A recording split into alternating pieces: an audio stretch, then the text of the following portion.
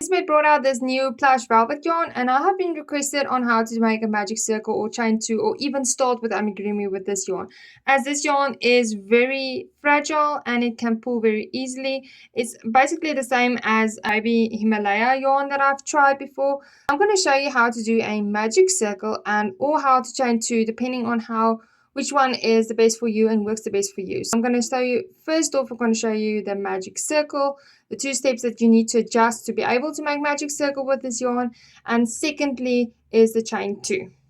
The first thing for the magic circle, you need to use a bigger hook than you are going to use when crocheting. This yarn does recommend a 6mm hook, but you're going to use a 4mm for amigurumi, or even I would even with this yarn use a 3.5. If you're still a beginner, I would recommend using a 4mm hook for crocheting with this yarn. To start with the magic circle, I would use a 5mm. And another tip is the way of the placement of your yarn tail when you do your magic ring. I'm going to wrap my yarn around and make a little cross at the bottom, go up, insert the hook under, insert the hook over. This needs to be very loose, very light. You can't do it too tight, and then you just keep your tail that side, pull up your working yarn and do your first chain of your stitch.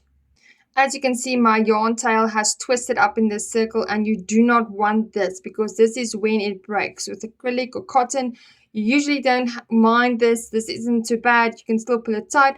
But with this yarn, you need to untangle it. So you need to make sure that the tail is on the outside of your ring, on this side of the ring, so it doesn't knot with this section of your magic circle. Then you're going to do 6 single crochets. You need to do it very, very loosely, like you would do a blanket. So don't pull on the yarn, don't pull tight.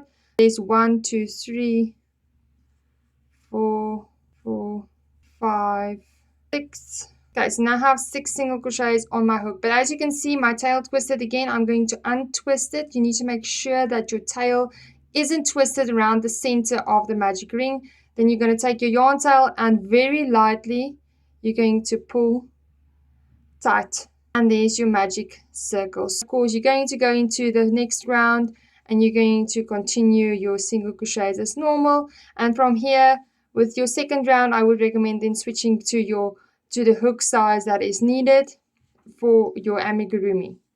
Second option, of course, is the chain 2, where you do not do a magic circle. So you're going to still use your 5mm hook.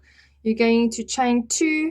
Once again, very lightly. Do not pull too tight. It should be very loose. There should be like a little gap on there.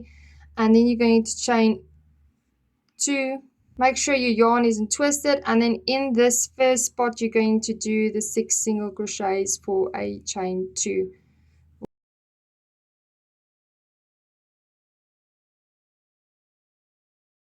There you have your 6 single crochets, and you can pull this tail a little bit tighter, so it just ends up being tight enough. But there is a 6 single crochet magic circle, or the chain 2 to start your amigurumi, and then you're just going to go into that stitch to make the second round of your amigurumi. And one last tip is frogging. People have asked me how to frog, or they're struggling to frog because it breaks. So what you do is you're going to keep your work, the point of your work, facing towards you. Then you're going to take your yarn tail and you're going to pull it to the side.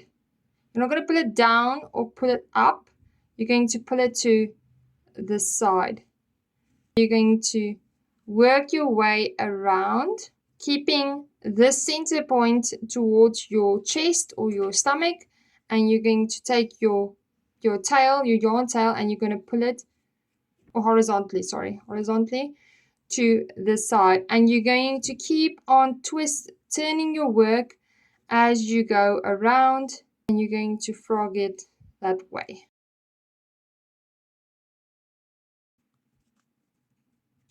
The magic circle is going to be, there's going to be a little bit of a damage there, but that is normal for this yarn in the beginning. But that's how you frog your work if you have a row that you have done and you have too many or too little stitches.